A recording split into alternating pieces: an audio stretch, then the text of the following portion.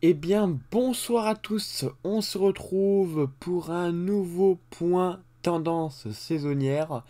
Donc, on se retrouve pour faire les tendances donc pour cet hiver avec les premières modélisations des modèles saisonniers et on va commencer à faire donc les tendances donc pour cet hiver avec une tendance qui varie encore énormément, mais on commence à voir quelques signes sur certains modèles plutôt encourageants, comme vous allez le voir juste après. Donc on voit déjà avec donc ce modèle, donc ici on voit sur cette carte qu'on serait dans du bleu, donc du -1 à -2 sur le pays. Donc une anomalie négative qui devrait se mettre en place dans le courant du mois de décembre. Vous voyez, avec une anomalie négative à -2. Donc vous voyez que c'est quand même pas mal. Et donc voilà, c'est déjà le début. Donc ça c'est pour décembre. Ça c'est pour un peu plus tard. Donc ça serait pour le mois de février, donc février 2024. Et on voit que là, une nouvelle fois, on serait sur des pressions négatives. Donc vous voyez que c'est toujours encourageant. Et donc ça signifierait qu'on aurait un temps plutôt frais et tempétueux, voire humide sur le pays. Et c'est ce que d'ailleurs nous dit ici Météo Village, dont je me suis pris donc les photos. Voilà, donc tout ça bien sûr c'est disponible pas sur Météo Village mais sur les modèles saisonniers. Et donc vous voyez que on est sur une anomalie négative au niveau des pressions. Et c'est une bonne chose, car cela favoriserait donc soit par exemple ici pour le mois de décembre, par exemple les descentes polaires, et pour donc le mois de février, un rail plutôt dépressionnaire. Alors attention, ce sont que les premières tendances. Les prévisions, quant à eux, arriveront donc dans le courant de la fin du mois, enfin en tout cas fin de la saison de l'automne. Voilà, donc on verra pour les prévisions saisonnières pour l'hiver à ce moment-là. Là, c'est bien une tendance, attention. Ça peut encore évoluer, c'est une tendance. Donc c'est pas précis, c'est pas encore précis, contrairement à des prévisions, c'est seulement une tendance globale sur ce qui pourrait se passer durant cet hiver. Et donc, vous voyez que on serait dans une anomalie négative. Est-ce que ça continue? Pour ce mois de janvier, l'anomalie est toujours présente sur le pays avec une nouvelle fois une anomalie allant jusqu'à -2, voire -4, voire même pourquoi pas -6 quand même. Donc là, on est sur vraiment des basses pressions sur le pays, majoritairement. Donc ça signifierait qu'on aurait soit des dépressions actives et pluvieuses, soit des tempêtes, voire pourquoi pas des descentes polaires. Mais quoi qu'il arrive, le peu d'anticyclones qu'il y aurait serait très rapidement balayé par donc ce rail dépressionnaire ou bien une vortex polaire ou bien une descente polaire ou autre ou je ne sais pas quoi, des dépressions qui circuleraient de toute façon sur le pays. Donc ça serait ralenti grâce à ça. Donc aux dépressions, on aurait moins d'anticyclones. Alors après, il faudra bien sûr voir si ça se confirme dans les prochains mois. Mais pour le moment, c'est ce qui semble se dégager. On n'est plus très loin maintenant de l'hiver. Et donc c'est une bonne nouvelle de voir ces choses-là. Donc vous voyez que pour décembre, par exemple, on a vraiment de bonnes choses à voir ici. Donc, je vais vous lire un petit peu globalement donc ce que voit hiver 2023-2024, le modèle canadien Can PSIS a été mis à jour ce 30 septembre. Globalement, les signaux ne varient pas par rapport aux précédentes projections, mais se renforcent davantage, donc on vient de le voir, avec des anomalies de pression jusqu'à -6 possible, et donc renforçant davantage l'agitation, les périodes pluvieuses, venteuses en décembre, puis forte Nao moins pour janvier et février, comme vous l'avez vu. Donc avec une très forte NAO moins qui resterait donc, pour ce mois de janvier et février.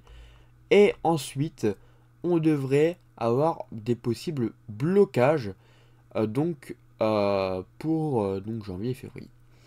Ces inversions des centres d'action sous-entendent une certaine mobilité atmosphérique moins bloquée et anticyclonique, donc comme je vous l'ai dit. Et comme on le connaît depuis le Covid finalement, une NAO- peut se traduire sous plusieurs formes, partant du principe de la modélisation fiable et unanime,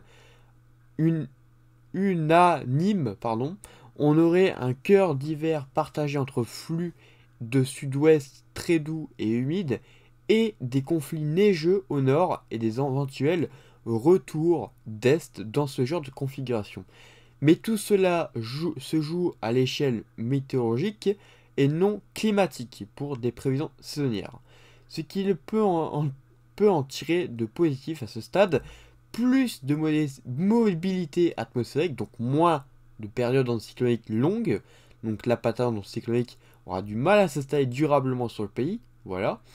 Plus de précipitations grâce aux dépressions, donc une bonne nouvelle pour la sécheresse, et donc pour au cas où il y a un été très chaud, par exemple l'été prochain, qui risque d'ailleurs certainement d'arriver, ça pourrait permettre un bon arrosage régulier sur certaines régions, ça pourrait faire du bien et ralentir la sécheresse donc pour cet été.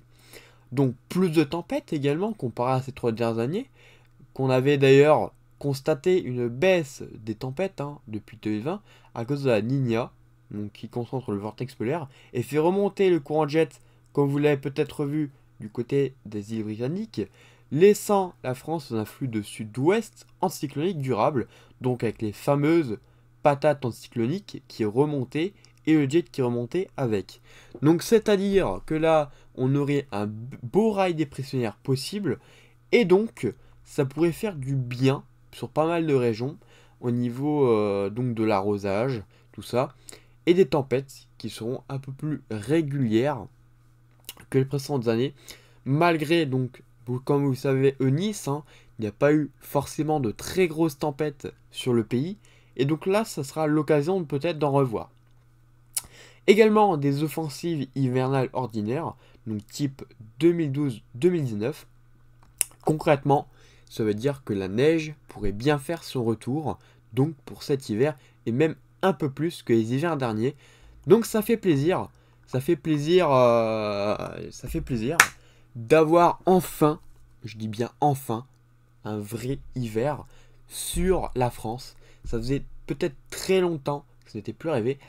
J'espère vraiment que ça se confirme, c'est qu'une tendance, mais cela se confirme, sachant qu'on n'est plus très loin maintenant de l'hiver, c'est une bonne nouvelle. C'est une bonne nouvelle pour les sols, pour nous, pour le moral. Donc voilà, là c'est une bonne chose. J'espère vraiment que ce scénario va se réaliser.